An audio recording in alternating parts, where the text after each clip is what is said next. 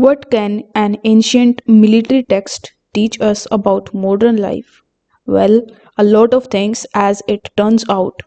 Sun Tzu's The Art of War is not just a guide for warfare, it's a timeless manual for strategy, leadership, and decision making. Written over 2500 years ago, this book is all about winning battles with strategy, not brute force. Sun Tzu emphasizes preparation, adaptability, and understanding your opponent.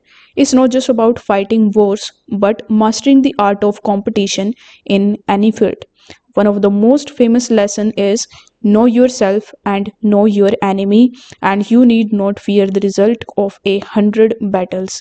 This applied just as much to business supports or personal challenges as it does to war.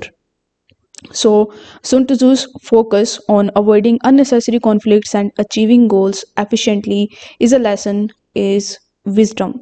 His teachings encourage thinking ahead and turning weaknesses into strengths, principles that resonate deeply even today.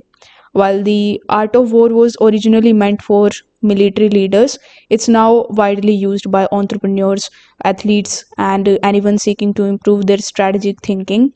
Its concise and poetic style makes it easy to read but packed with a lot of meanings.